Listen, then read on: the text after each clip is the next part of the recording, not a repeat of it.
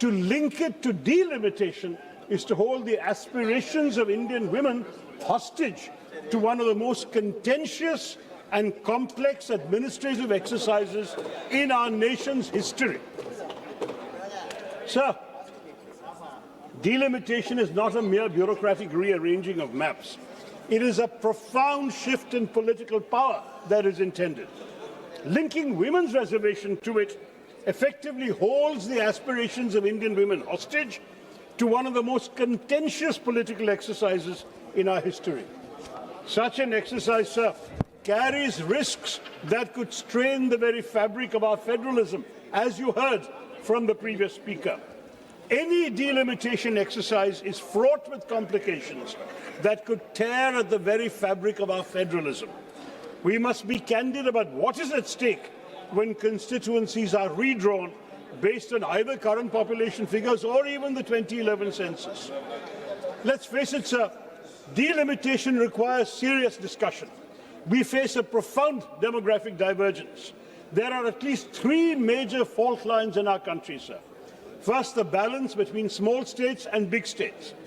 Second, the balance between states, particularly in the south like Tamil Nadu or Kerala, which have diligently implemented national goals of population control and invested in inclusive human development, and those states, mainly in the north, who have not.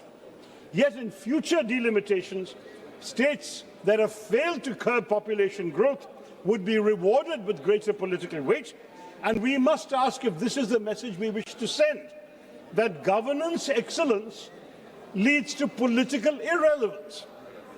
Third factor, sir, the balance between the states that are the engines of our economy, contributing more to the national exchequer than they receive, and those that are net recipients of central funds.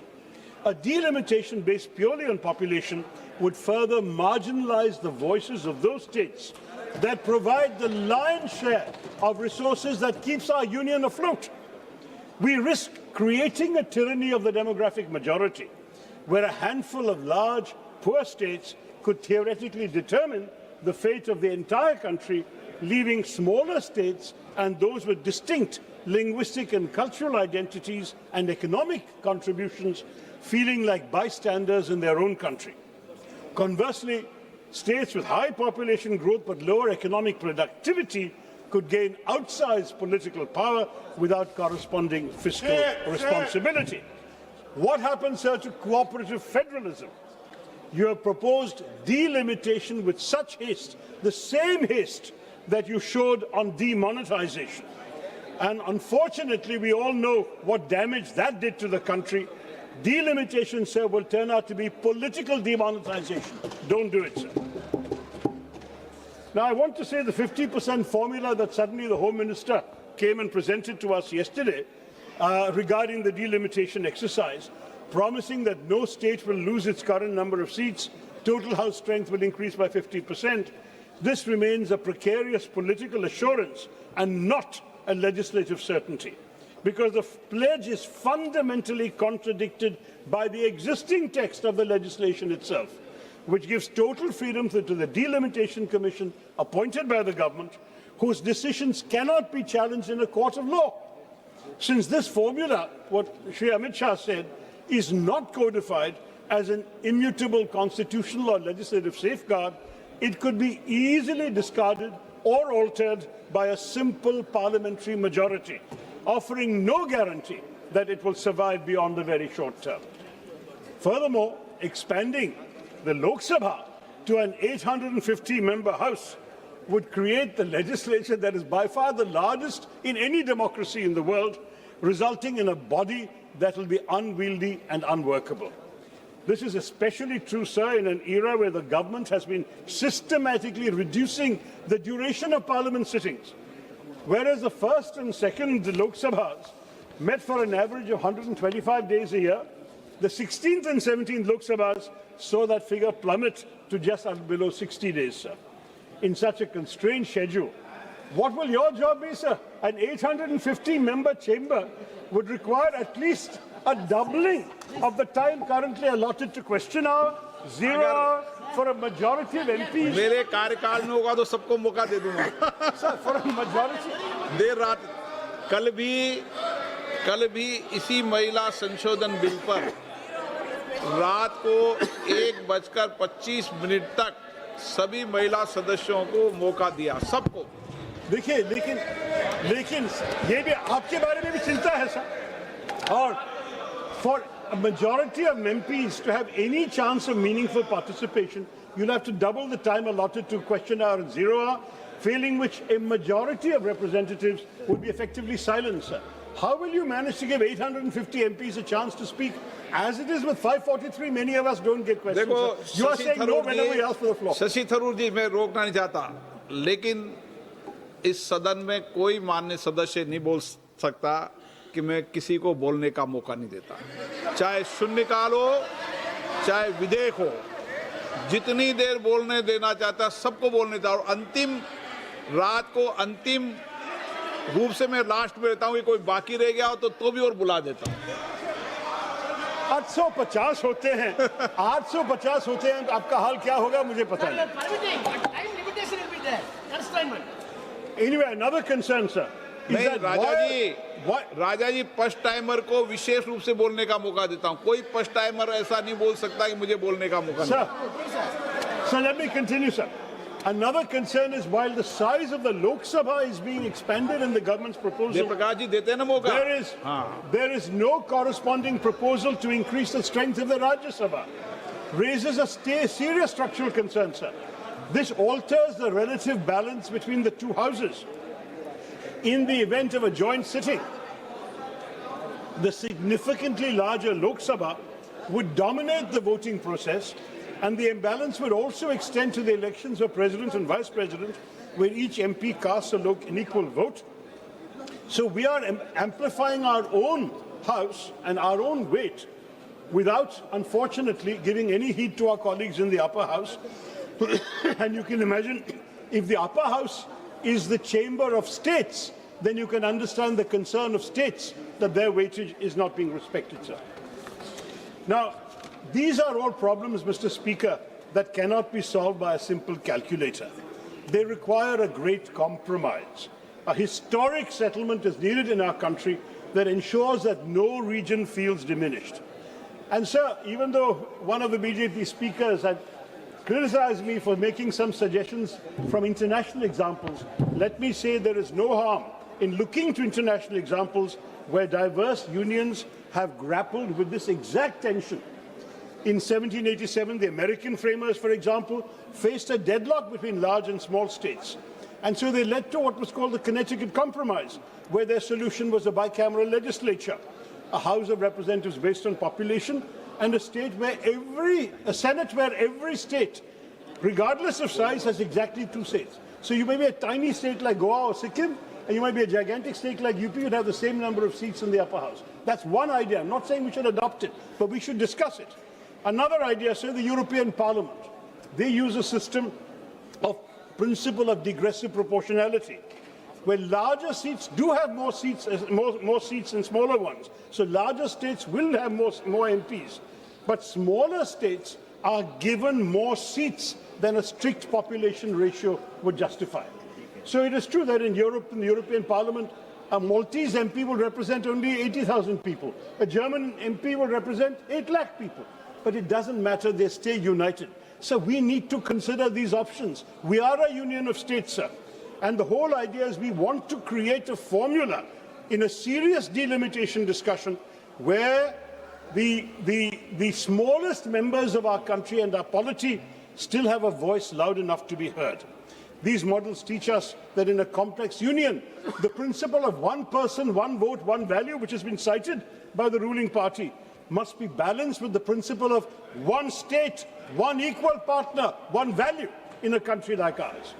As India approaches a new delimitation exercise, sir, the constitutional question is whether the spirit of cooperative federalism can be preserved through a model that respects demographic reality while preventing structural domination by a few large Hindi-speaking states. Digressive proportionality would not violate constitutional democracy. It would operationalize the Constitution's deeper commitment to the Indian principle of balancing unity with diversity. Sir, सीमांकन से जुड़े मुद्दों पर सभी हितधारकों, सभी राज्य सरकारों, सभी राजनीतिक दलों और नागरिक समाज के साथ व्यापक परामर्श की आवश्यकता है सर। इस प्रक्रिया को जल्दबाजी में नहीं किया जा सकता और ना ही इसे महिलाओं के प्रतिनिधित्व को लागू करने के बहाने के रूप में इस्तेमाल किया जाना चाहिए। सरकार देश के निर्वाचन मानचित्र को पर्याप्त विचार विमर्श और व्यापक परामर्श के बिना क्यों पुनर्निर्धारित करना चाहेगी, ये मुझे समझ में नहीं आ रहा sir. I urge the government, therefore, to decouple these issues. Pass the Women's Reservation Bill today, we will support it. The Prime Minister spoke with passion about Nari Shakti. Let it take effect already in the next general election, using our current seat count. Show the women of India that your commitment is not a mere rhetorical flourish. As for delimitation, sir, let us defer it. Let us constitute a formal mechanism, perhaps a JPC, sir, to debate a new federal settlement that protects the interests of all states. Let us ensure that a march towards a new India does not give us a disunited India. Let us not leave our most successful states behind. Bharatiya Ekta ke liye हमें काम करना चाहिए sir. Let us give women their due now. महिलाओं को नारी शक्ति ही दे दे और give our nation, our union of states, the time it needs to solve its demographic challenges with wisdom and not just arithmetic. बस मैं यही कहना चाहता था संक्षिप्त में sir. Thank you very much for listening to me. It's a plea to the government. Please be sensible about the larger interests of the country and not the short-term interests of the ruling party. Jai Hind, sir. Shri P.V. Mithun Reddy.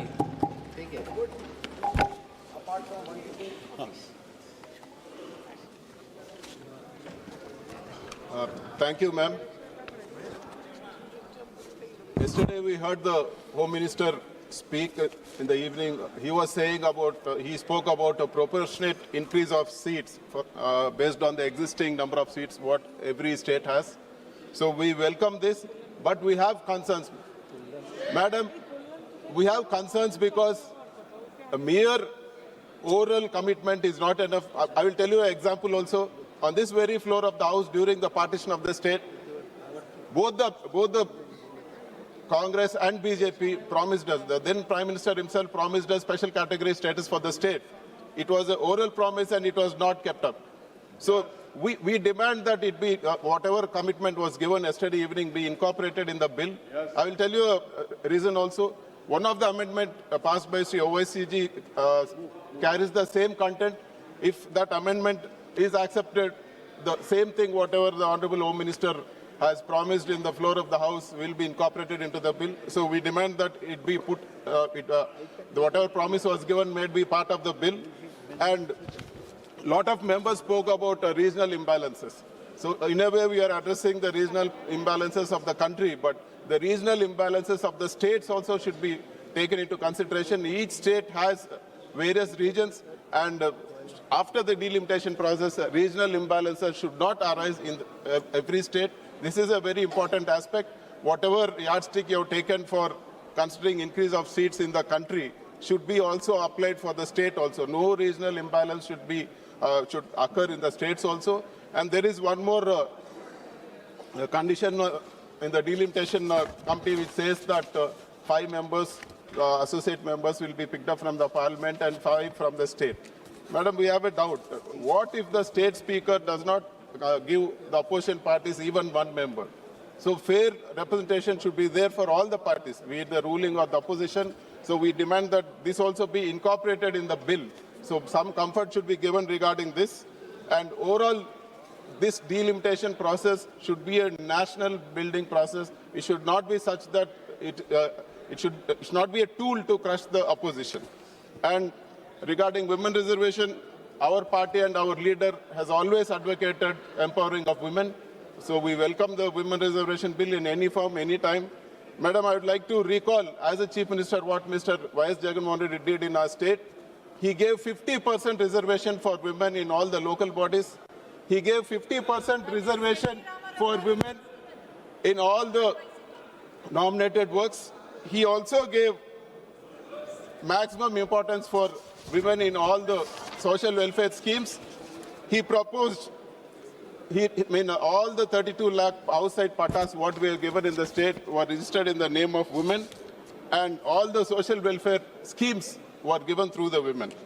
Madam, we demand strict and stringent laws for safeguarding the protection, safeguarding the women's security also. Madam, one of the Teludesam MP spoke yesterday regarding protection for women in the state. So I will also add upon this. Recently, Madam, 4 MLAs were caught videotaped, audio taped in Andhra Pradesh harassing women on the, they made video calls and harassed women. 4 MLAs were caught. This is not just one vague allegation. If you just type harassment by Andhra Pradesh ruling MLAs on women, you will get all the videos, but I have to pass a advisory also. Open it at your own risk. These are filthy and real horrible. But what happened is that the women who complained, who gathered the courage to complain, were harassed and targeted, madam. None of the MLAs, no action was taken. So we demand stringent laws. We demand that, be it anybody, we demand all the MLAs be taken to task. So apart from empowering women, we demand that strict laws be there to protect women also. In principle, we support this bill and we demand the government to consider all our concerns. Thank you very much. माननीय सदस्य श्री राजीव रंजन जी।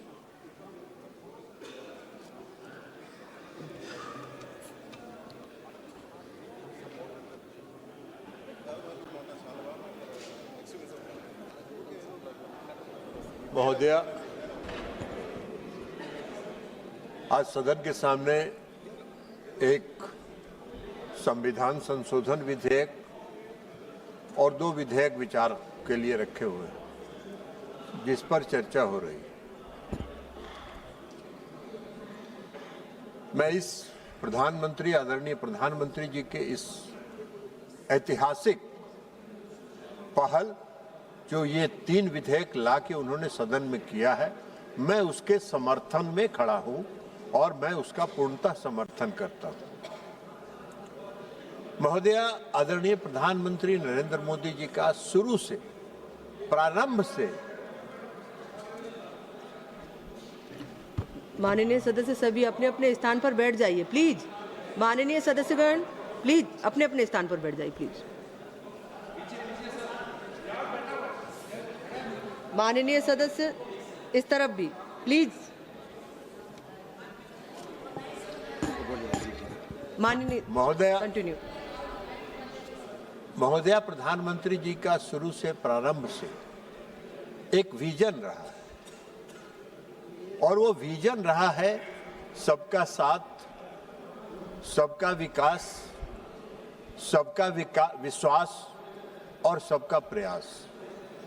आज जो ये 3 विधेयक, संविधान संशोधन विधेयक और 2 विधेयक जो सदन में लाए गए हैं, वो उसी दृष्टिकोण को ध्यान में रख के लाया गया है।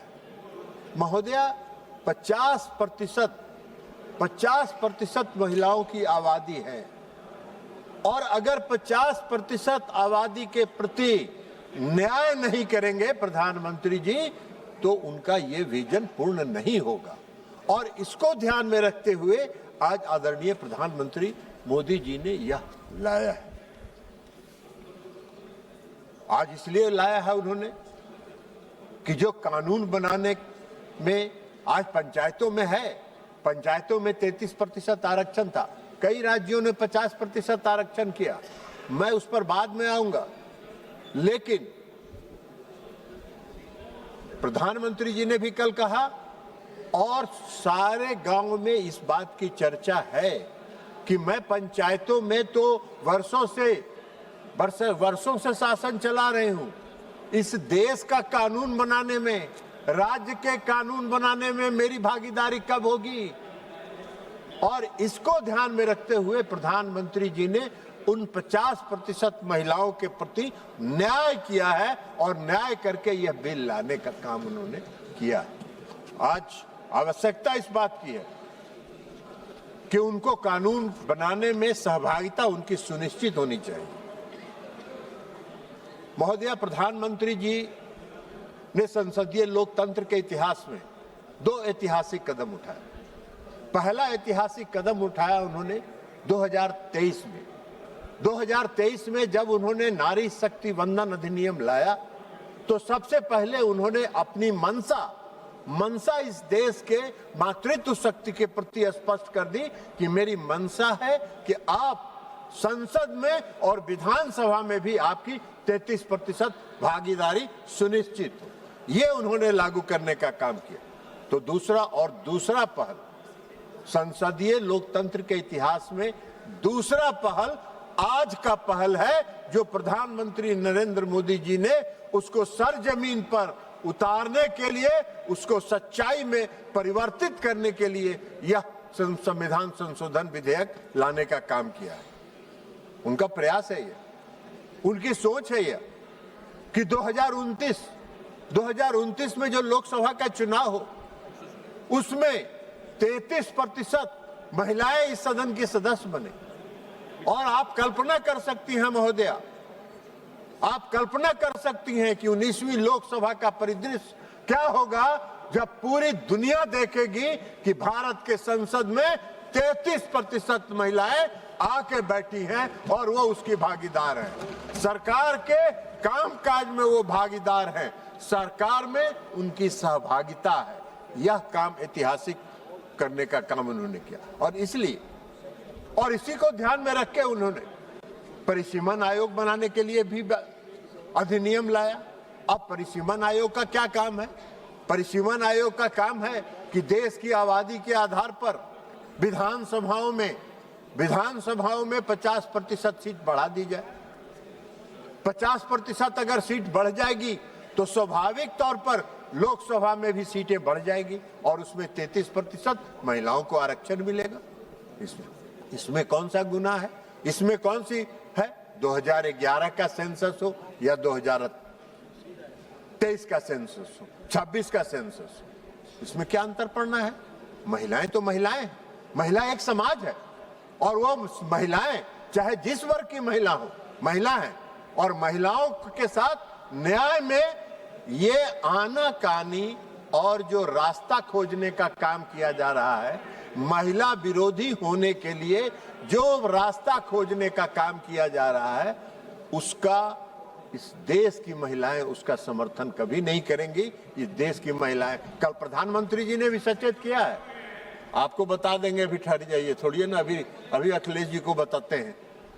तो इसलिए ये आ रहा है, अब विधानसभाओं में सीटें बढ़ेगी, लोकसभा में भी सीटें बढ़ेगी, तो इसमें क्या दिक्कत है भाई? इसमें कोई दिक्कत नहीं होना चाहिए। लेकिन मैं कल देख रहा था, मैं कल सुन रहा था कि माननीय सदस्य प्रियंका जी अभी किरण रिजिजू जी चले गए, नहीं तो और मेघवाल साहब हैं, किरण रिजिजू जी जा रहे हैं, हम उन्हीं को एक कोट करके उनको वो साबित करना चाहते हैं। उन्होंने कल भाषण दिया, उनका भाषण हम बहुत ध्यान से सुन रहे थे। उन्होंने 3-4 बातों का उल्लेख किया। पहली बात उन्होंने कहा कि जल्दीबाजी में क्यों लाई गई। 50% महिलाओं को आरक्षण देना जल्दीबाजी का कदम नहीं हो सकता है। 50% उनकी आबादी है और 50% उनकी आबादी है तो और उनको कानून में और संसद में, विधानसभाओं में बैठने का हक देने का अगर कोई कानून लाया है प्रधानमंत्री जी ने, तो वो जल्दीबाजी का कानून नहीं है। 2023 में यह का नारी शक्ति वंदन अधिनियम पास हुआ और आज 2026 है। 3 साल के बाद उसकी पूरी तैयारी करके और पूरे सोच समझकर यह बात कही गई है। उन्होंने क्या कहा? उन्होंने आगे कहा कांग्रेस पार्टी कभी नहीं होने देगी। अरे हम सबको मालूम है, इस पूरे देश को मालूम है कि किसी भी परिवर्तन को, किसी भी सामाजिक परिवर्तन को आप नहीं लागू होने देना चाहते हैं। आपकी मंशा बहुत साफ है, इसलिए आपने ये बात कही। अब ये बात अगर कांग्रेस का कोई दूसरा सदस्य कहता तो मुझको लगता कि चलिए भाई अनजाने में कह दिया हो, लेकिन कांग्रेस की टॉप लीडरशिप में श्रीमती प्रियंका गांधी जब ये बोल रही है सदन में कि हम इसको कभी नहीं लागू होने देंगे। तो मुझको आश्चर्य हुआ इस बात का कि ये कांग्रेस पार्टी की सोची समझी राजनीति है, ये उनकी रणनीति है कि कोई भी ऐतिहासिक कदम जो इस देश में क्रांति, जो सामाजिक क्रांति लाने वाला कदम है, उसका समर्थन कभी कांग्रेस पार्टी नहीं करेगी। यह उनकी मंशा स्पष्ट करती है। उन्होंने एक बात और कहा, उन्होंने कहा कि सर्वदलीय बैठक नहीं बुलाई गई। अखबारों में खबर छपती रही, अखबारों में खबर सुनते रहे और एक बैक सदन के में बिल लेके आ गए। अर्जुन मेघवाल जी, किरण रिजिजू जी चले गए, माननीय संसदीय कार्य मंत्री, माननीय अर्जुन मेघवाल जी यहाँ बैठे हुए हैं, संसदीय कार्य मंत्री वो भी हैं। वो बताएं कि सर्वदलीय बैठक बुलाई गई थी कि नहीं। सर्वदलीय बैठक बुलाई गई थी और कांग्रेस पार्टी का प्रतिनिधि उस बैठक में शामिल नहीं हुआ, बैठक में शामिल नहीं हुआ, बार बार आग्रह करने के बावजूद। आपकी मंशा तो पहले से स्पष्ट थी, आपकी मंशा तो दिख रही थी कि आप कौन सा काम करना चाहते हैं। आप कोई भी सामाजिक क्रांति के कदम को समर्थन नहीं कर सकते हैं। हाँ, ये अलग बात है, मैं पहले भी कहा हूं, आज भी कह रहा हूं कि मोदी जी का चेहरा आपको पसंद नहीं आता है। अरे भाई, अगर मोदी जी का